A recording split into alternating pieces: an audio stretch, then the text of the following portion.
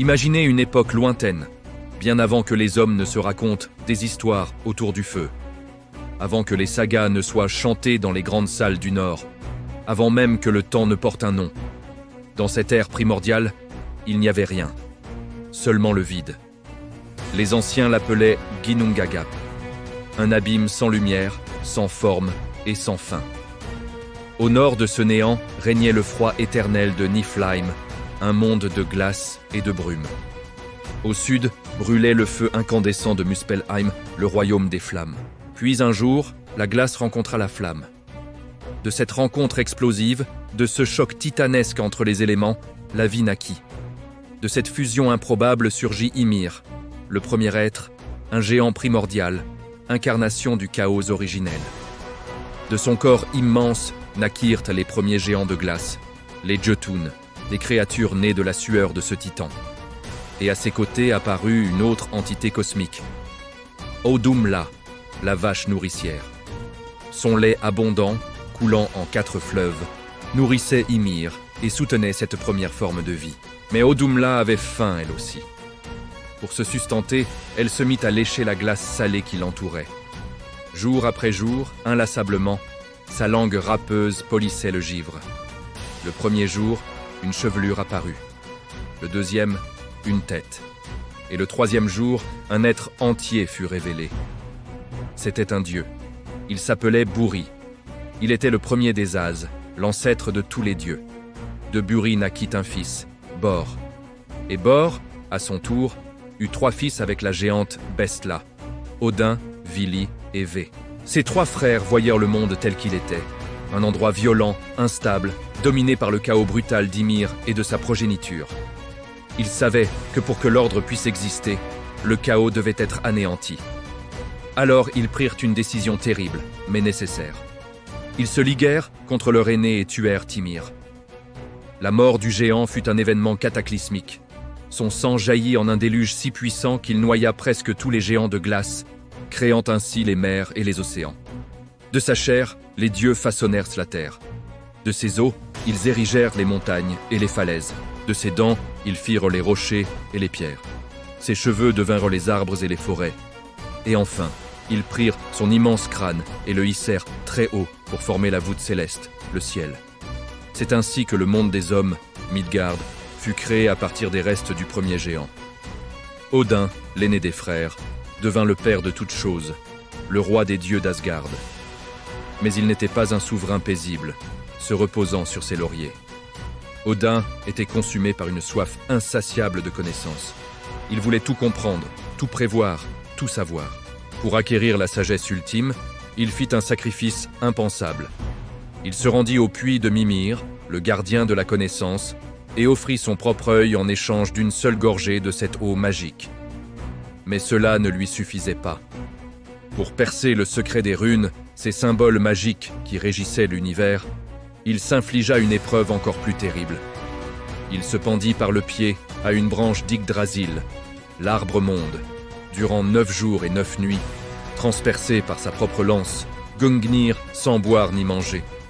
Au bord de la mort, les runes se révélèrent enfin à lui. Mais cette quête de savoir lui apporta une vérité effroyable, une prophétie inéluctable.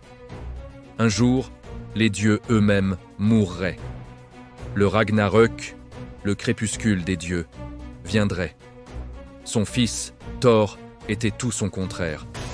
Si Odin incarnait la sagesse et la magie, Thor incarnait la force brute et le courage. Dieu du tonnerre, protecteur de Midgard, il était le champion des hommes et des dieux. Armé de son marteau Mjolnir, forgé par les nains, il combattait sans relâche les géants, les forces du chaos qui menaçaient constamment l'ordre du monde. Chaque coup de son marteau faisait trembler le ciel, produisant le son du tonnerre et illuminant les nuages d'éclairs. Thor était le rempart, la force sur laquelle tous pouvaient compter. Mais même le plus puissant des dieux, même Thor, ne pouvait échapper au destin tissé par les Norns. Car dans l'ombre, une autre force était à l'œuvre. Une force insaisissable, imprévisible. Cette force, c'était Loki. Loki était le feu du chaos personnifié.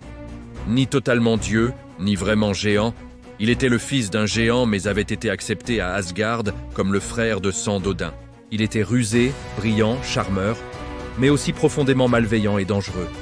Il était à la fois le meilleur allié des dieux, les sortant des pires situations grâce à son intelligence, et leur pire ennemi, étant souvent la cause même de ses problèmes.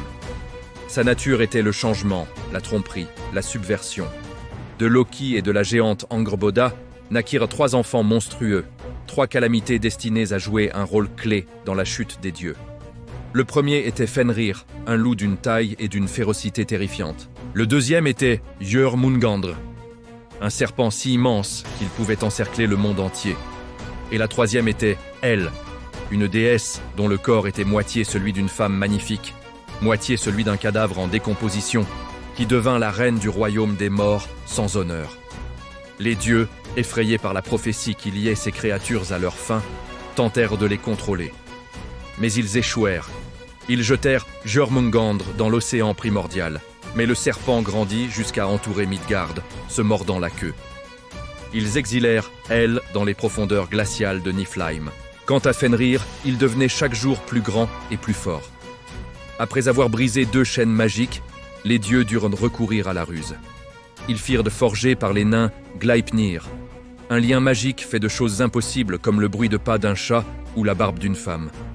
Fenrir, méfiant, n'accepta d'être lié qu'à la condition qu'un dieu place sa main dans sa gueule en signe de bonne foi.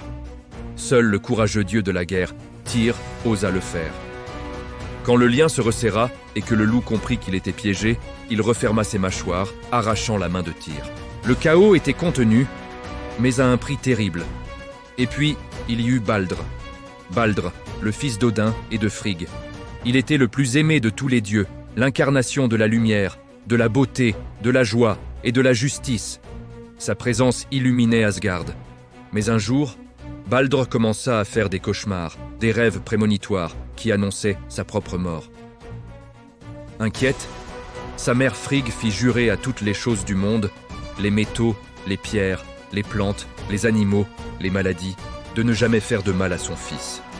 Désormais invulnérable, Baldr devint une source d'amusement pour les dieux, qui s'amusaient à lui lancer toutes sortes de projectiles, le voyant tous rebondir sans l'atteindre.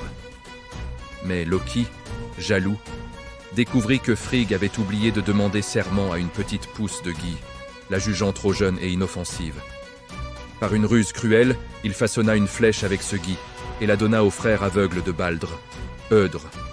Guidant sa main, Loki fit en sorte que le projectile frappe Baldr en plein cœur. La lumière d'Asgard s'éteignit. Le dieu bien-aimé était mort. À cet instant précis, le destin devint irréversible. La mort de Baldr fut le point de non-retour, le premier signe de la fin.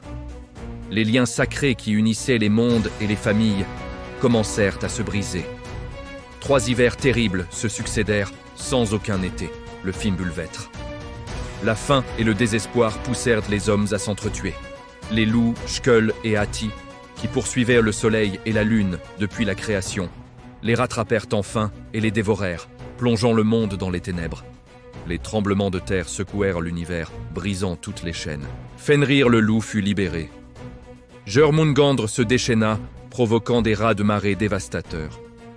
D'outre-tombe, Loki s'échappa de son châtiment. Le Ragnarök avait commencé. Heimdall, le gardien d'Asgard, souffla dans son corps Gjallarhorn pour alerter les dieux. La bataille finale eut lieu sur la plaine de Vigridr. Odin, à la tête des As, chargea le loup Fenrir, mais fut dévoré par la bête monstrueuse. Thor affronta son ennemi juré, le serpent du monde, Jörmungandr. Il parvint à le tuer d'un coup de son marteau, mais fut empoisonné par le venin du serpent et s'effondra après avoir fait 9 pas. Loki et Heimdall, éternels rivaux, s'affrontèrent dans un duel à mort et s'entretuèrent. Finalement, le géant du feu Surt, brandissant son épée de flamme, embrasa le monde entier. Asgard tomba. Midgard brûla. Puis, la terre ravagée, sombra sous les eaux. Ce fut la fin de tout. Mais après la fin, quelque chose demeura. Du silence et des ténèbres, une nouvelle terre émergea des flots. Une terre verte, fertile et silencieuse. Le mal était parti. Quelques dieux avaient survécu. Les fils d'Odin, Vidar et Vali, et les fils de Thor, Modi et Mani, qui héritèrent de Mjolnir. Même Baldr et Œdre revinrent du royaume des morts, réconciliés.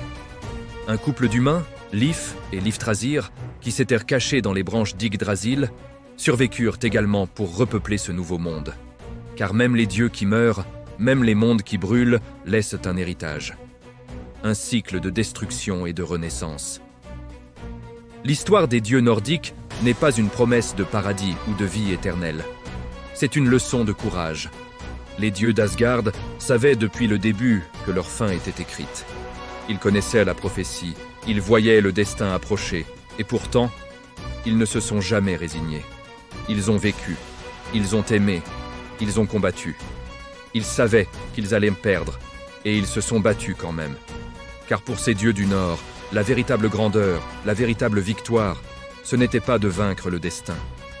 C'était de lui faire face, de se tenir droit, et de l'affronter jusqu'au tout dernier souffle. Merci de nous avoir suivis dans cette épopée. Si vous avez aimé ce voyage dans la mythologie, n'oubliez pas de liker et de vous abonner pour ne rien manquer de nos prochaines histoires. À bientôt.